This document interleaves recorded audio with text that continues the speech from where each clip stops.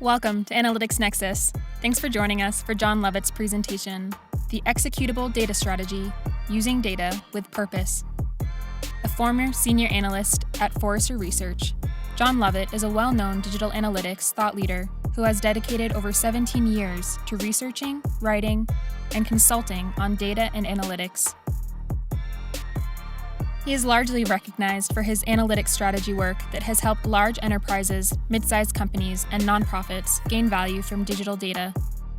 Lovett served as the president of the Digital Analytics Association and was instrumental in shifting the focus of the organization from website data to all digital data. Lovett is a certified web analyst and author of Social Media Metrics Secrets.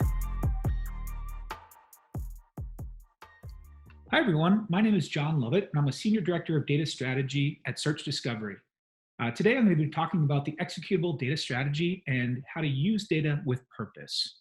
But before I jump in, I'd like to thank the folks at Claravine and Analytics Nexus for allowing me to speak with this esteemed group of presenters. I feel honored to be here, so thanks very much to everyone for tuning in today. I thought that I'd start off this presentation with a little bit of good news, bad news scenario. Whenever I get presented with a good news, bad news scenario, I always like to hear the bad news first. So that's where we're going to start today.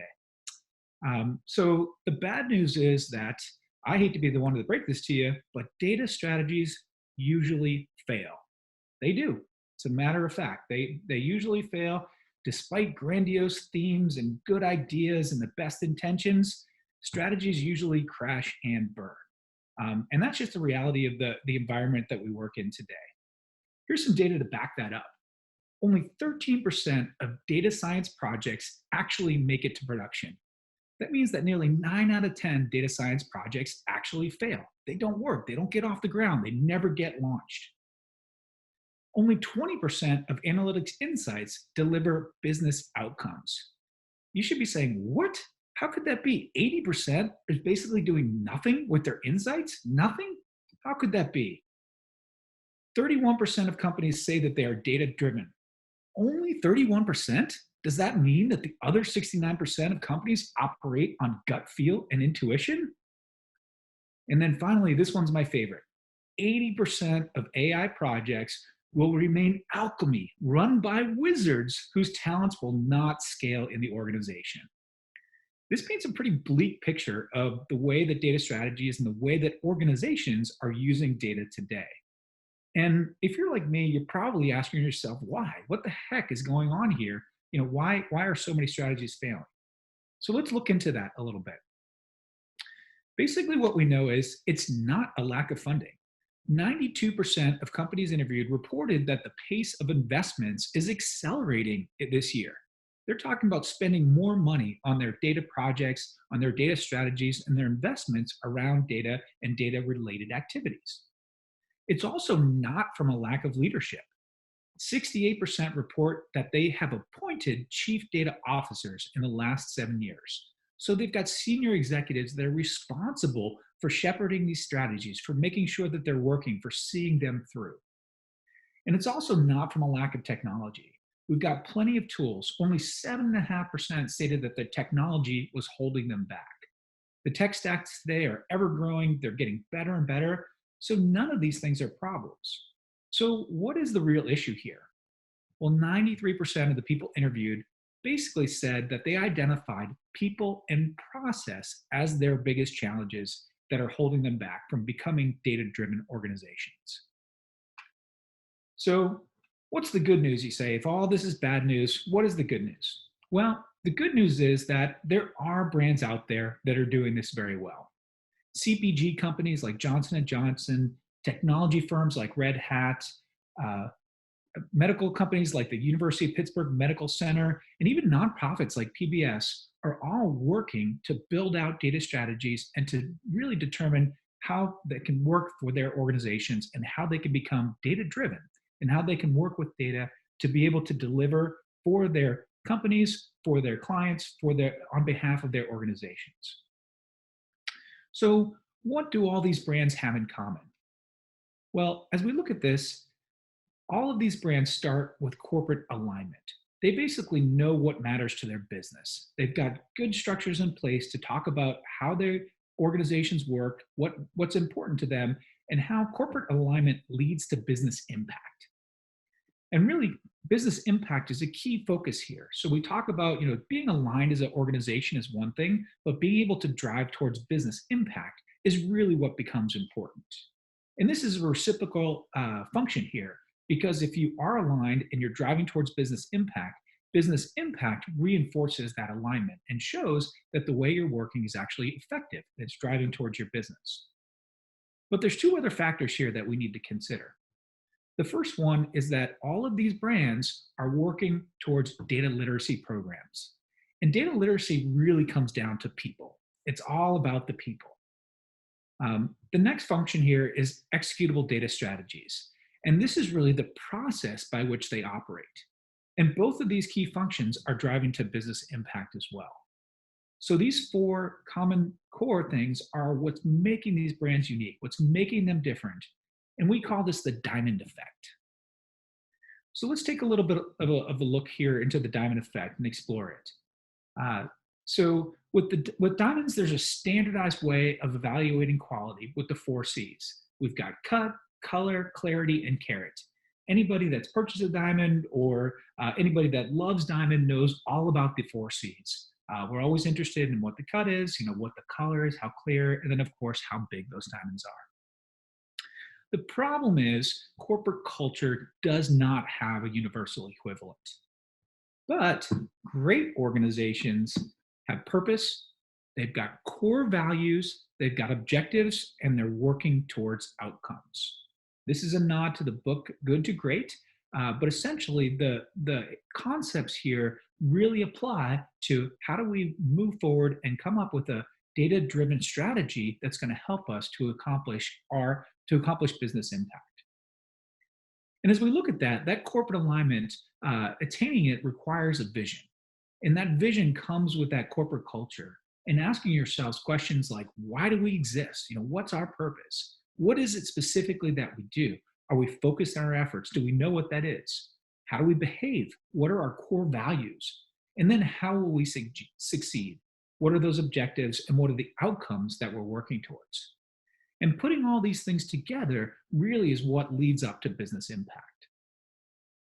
So taking a look at that, business impact, it's really the end result that you're working towards.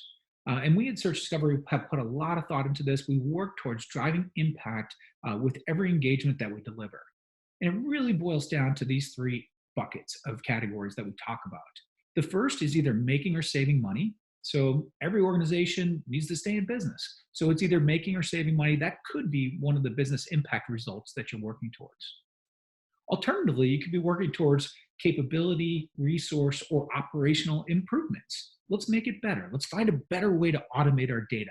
Let's cut away all the manual reporting and be able to produce dashboards that provide information at the fingertips of our business stakeholders. Or the last bucket, perhaps it's improved customer or employee experiences. Let's provide better service to our customers. Let's make sure our employees have a great experience and that we are the best company that we can be. All of these things are really what constitutes business impact. You can work towards one of them, you can work towards all of them, but essentially it's having the focus to be able to work towards something that matters to your business. But getting there is certainly a different issue. So let's explore some of our other categories. We'll start with data literacy. So data literacy will be one of the cornerstones of progress in 2020. When we talk about data literacy, it's the ability to read, work with, analyze, and argue with data. What this means is that really the ability to speak data will become an integral aspect of most day-to-day jobs. If you can't speak data in today's workplace, you're going to get left behind. And that's why so many organizations are working to promote data literacy, to build data literacy programs within their organizations, and really push ahead with this as a strategic initiative to be able to make sure that everyone across the organizations understands data, understands the metrics that they talk about, and understands the visualizations that are provided to the organization so that they can effectively make decisions with data and drive towards business impact, whatever that might be. The challenge is interpreting data really isn't always very easy. So this should be a very familiar data visualization. It's something that you probably look at every week, if not every day, a weather forecast. So let me ask you, what do you think this forecast means? And I'll ask you to consider the data in green here. So think about what that data means and answer, what do you think this forecast mean? Does it mean A, there's a 60% chance of rain between 2 and 10 millimeters? B, a 60% chance of rain in the next 24 hours? Or C, a 40% chance of rain less than 2 millimeters? So think to yourselves, which answer choice would you choose? Well, the correct answer is B. If you answered A or C, you're wrong. The data in green really answers two different questions. The first question is, will it rain today? And this information shows us that there's actually a 60% chance that it will rain today. But that second line is actually asking a different question. It's asking, if it does rain today, how much rain will fall? And the answer there is between 2 and 10 millimeters. In reality, calculating rainfall is a tricky business because of the way that rainfall is distributed. There's a difference in a light rain versus a thunderstorm, so there's an algorithm behind this that weather forecasters use to be able to predict. So the real answer here is that there's a 50% chance that it'll rain 2 millimeters, and there's a 25% chance that it'll rain 10 millimeters.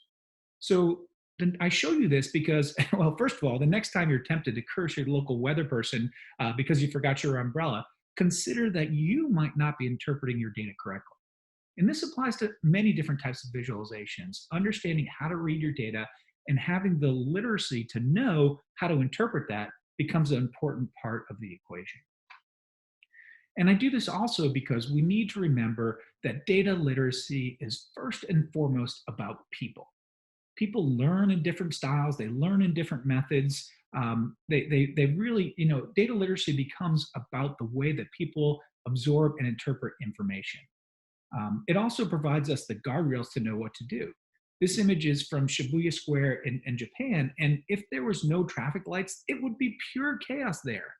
Data literacy creates the boundaries to know when the light turns green, the cars go, and when the light tells the pedestrians to walk, that's the time for them to go. So really understanding how people interpret and understand data becomes a functional part of data literacy, and providing the opportunities for them to learn in different ways is the responsibility of the organization. And it's really what great companies do. So one of the things I'd like to introduce here is that there's really, we advocate a 5-step data literacy training program. And the core concept here I'll mention is that at the center of this program is that the concept that data literacy is a perpetual learning program. It shouldn't ever stop. We can always learn more. We can always understand more. If there's a new concept or a new metric that gets introduced to your organization, how do we understand that? How do we visualize it? And how do we communicate it out to our stakeholders so that everybody understands? So this really starts with the planning and the vision. A successful data literacy program thinks about that and is founded on a good vision and what they want to educate about. From there, it's all about the communication.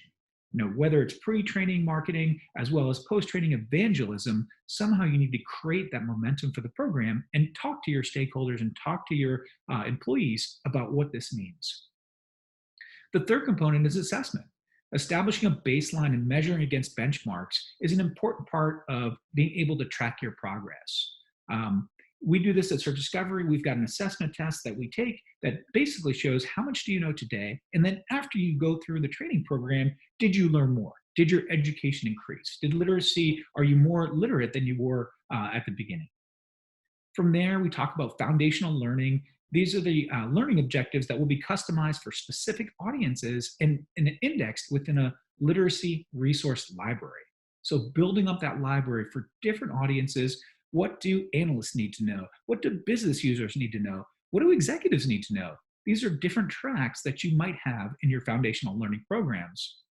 And then you augment that with practical learning. These are the workshops and the hands-on trainings that are really going to facilitate adoption and familiarity with data, getting them to actually use it, to roll up their sleeves and dive into the data. That's how you ingrain these concepts and bring it home. So this is kind of the 5-step data literacy training program that we advocate for that helps to be able to bring your people up to speed when it comes to working with and understanding data. So the future of data literacy, and again, a nod to the book Good to Great, but you need to get your people on the bus. If people are resistant to this, you really need to communicate how literacy is going to be the future. Understanding data and being able to speak data, as we say, will become paramount in all business environments. So the next area of focus here is the executable strategies. When we talk about executable data strategies, really what this means is that it's a plan for using data with purpose. So that's how we talk about it. In the past, and I've developed a lot of strategies in my day, usually strategies start with a vision, start at point A, and have this long linear path to point Z, where along the way you're going to make all these accomplishments, you're going to do all these great things, but oftentimes that misses the mark. You run into obstacles, you run into things that change, all sorts of things impede a long-term data strategy. So the executable data strategy is different because it runs in sprint cycles, and it's meant to be able to be an iterative process, following work streams, running in sprint cycles, fast iterations, failing fast, improving, making sure that you're getting to the point that you need to get to. We'll talk about this more a little bit later in my presentation, but before I get into that, I'd like to introduce 3 rules that you need to know about strategy. And these are really foundational concepts about how do you apply strategy to your business. So there's business strategy rules. And the first is really that strategy is that plan to accomplish your desired outcomes. So I'll illustrate this with, the first rule of strategy does have several inherent concepts. And apologies to any of the people who aren't sports ball fans, but I'm going to use a football analogy here, an American football analogy. So basically, this first rule has inherent concepts. Youth today playing sports probably have grandiose dreams of becoming professional athletes. In this case, they want to make it to the NFL, they want to make it to the Super Bowl, and they want to be the MVP.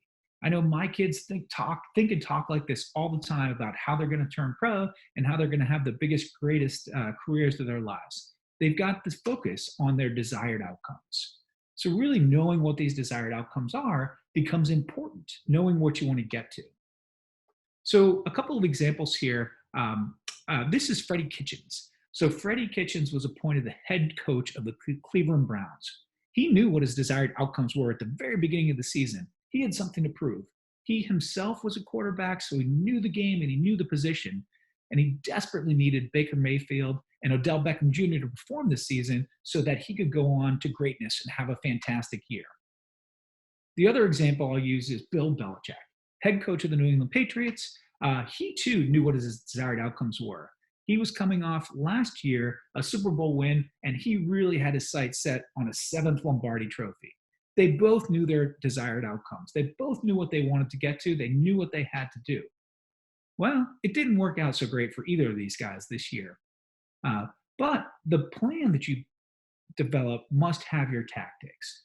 So this is Andy Reid on the left here, the head coach of the Kansas City Chiefs. So he's got tactics. That sheet that he's holding in his hand describes all the tactics. And then on the right, Mahomes is talking about those tactics. He's got his surface in his hand. He's looking about it. He's discussing it with his peers. He's making sure that they're executing against the plan.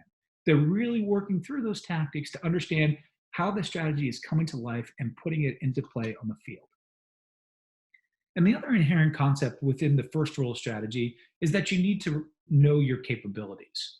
So in this case, Mahomes is a great running quarterback. He makes a lot of mileage on the ground. So knowing that he could run against the San Francisco 49ers in the Super Bowl was an important factor to know. It was part of their strategy. Their running game was going to be strong, and he should be able to bust out of the pocket and make some runs to gain yardage when they needed it. So really the first rule of strategy is kind of making that plan, following it through with tactics, knowing what you want to get to, and also understanding your capabilities and the capabilities of your opponents in this case. So the second rule of business strategies is that they are meant to be shared. So unlike, the business strategies really are a different breed. Most strategies, if we think about sports, if we think about the game of chess or whatever it might be, even diabolical strategies, most strategies are like this. You do not talk about them. They're private. You keep them to yourselves. You want to let them unfold, and then you stand back and see the mastery of your plan. But business strategies are not like this at all. Business strategies must be shared. You need to work together as a team. Teamwork makes the dream work, as they say. So business strategies really are about the team. They can't be hidden. They must be shared. And that really strategies that are aligned to core values and outcomes are the ones that succeed. We see this over and over again. So thinking about that corporate alignment, understanding kind of these questions about why we exist, what we do, what are our core values on how we behave, and then what are our objectives and outcomes about how we will succeed really drives that business impact. So thinking about putting those things together. But strategies can be complex. That's why we break them down into sprints, and that's why we call them executable strategies. So I'll give you an example here. And remember, these executable strategies become work streams.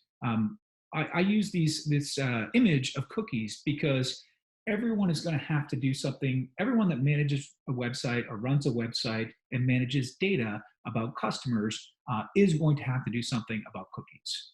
Google made a big announcement that they were doing away with third-party cookies. We are moving to a first-party cookie world, where first-party data becomes the paramount way in which you can communicate and market to customers. So knowing this, you might come up with a plan to reduce your dependence on third-party cookies. And the executable strategy starts in this way.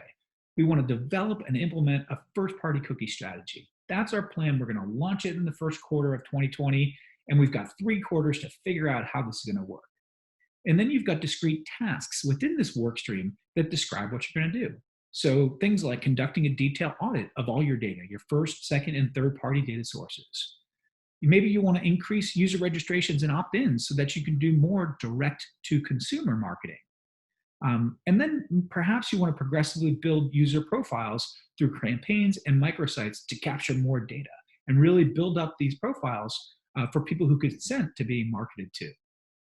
And then, of course, appending those profiles with attributes and event-based tracking so that you can say they can be rich and you really know your customers. And there's all sorts of benefits that can go along with this. Personalization, better marketing, more effective relevance when they visit your sites or interact with your properties. All of these things come into play. And then ultimately, maybe you want to integrate those first-party user profiles and build out propensity models into all of your marketing automation so that you're really relevant and you have decreased your dependence on those third-party cookies.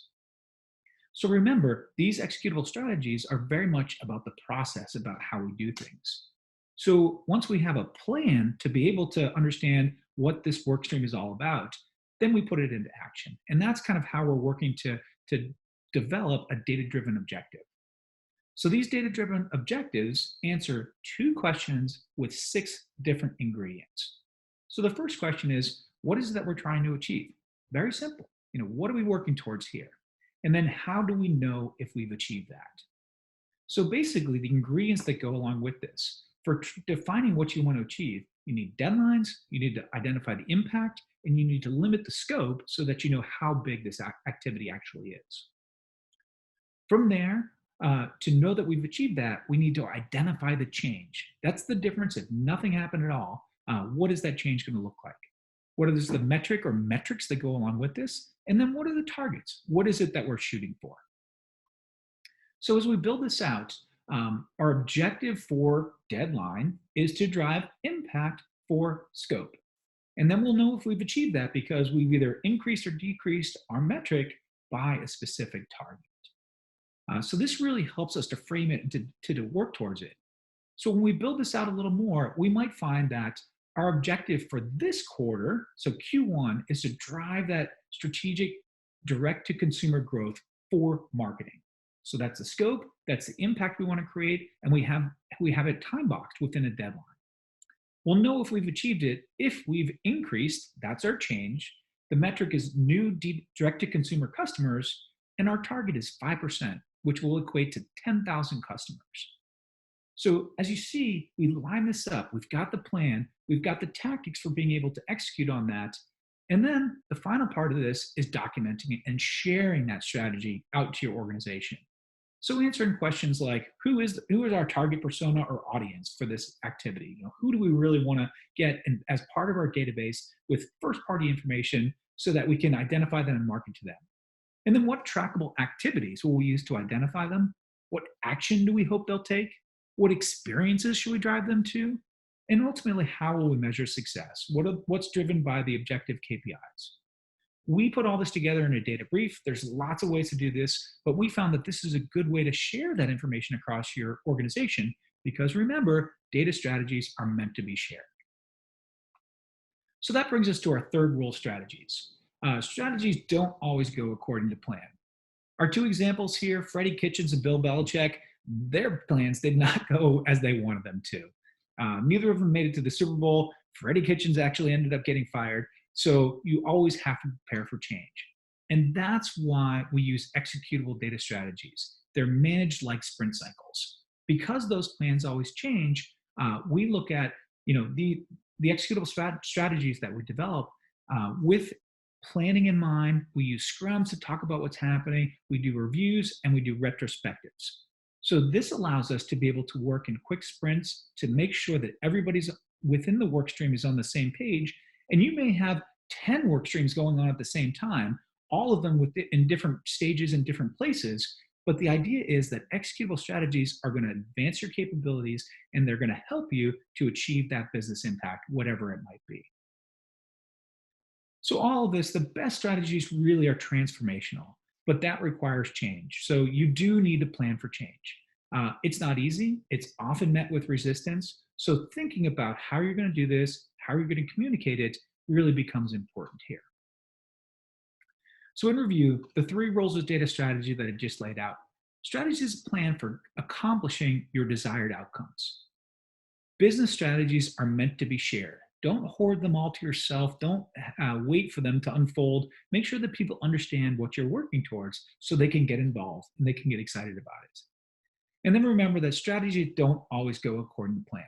Have a backup, have a method to be able to refine, revise, be able to relaunch. Make sure that you don't have this huge plan that if one thing doesn't go according to your way, that everything crumbles. That's why we deliver them as sprints, and to make sure that you actually have a method for being able to recover if something doesn't go your way. So how did we get here? I've done a lot of talking. I want you to remember that we started with corporate alignment, understanding what's important to your business, how you behave, and then what success looks like really becomes important. And that helps you to drive that business impact. And in turn, business impact fuels corporate alignment. If you can show that you're making strides to whatever it is that matters to your business, whether it's making money, saving money, making operational improvements, or improving customer satisfaction, all these areas, recognizing what's important will help to promote that corporate alignment. And then our two other factors, data literacy programs, focusing on your people, making sure that you're training them, teaching them that they're using data, really understanding it to be able to make their business decisions, and then providing them a process by which to do that. And that's the executable data strategies. Really having that plan, having that method for how it will unfold becomes part of this process here. And all of these things in turn lead back to business impact, because if you're doing this right, you're going to see those results. And that's why we call this the diamond effect. So in closing, I'll leave you with three key takeaways. The first is that strategies require corporate alignment with the vision toward that business impact. Make sure that you're aligned, that your organization knows what it's working towards, and talk about that. Communicate that across. Make sure everybody's aware of what it is you're working towards. The next one is building a culture of data literacy. Do this so that you can grow your most valuable asset, which is your people. Make sure that they understand the data, that they're working with data. It will be a requirement in 2020. And going forward, it's going to be even more important. Make sure they understand their data. And then finally, use executable data strategies as your plan and the process for using data with purpose. When you put all this together, you actually come up with a great game plan for how do you use data with purpose. So with that, again, I'm John Lovett, Senior Director of Data Strategy at Search Discovery. Thank you very much for your time today. Thanks so much for watching this presentation. Join us on the Analytics Nexus Slack to talk with our presenters about this topic and more.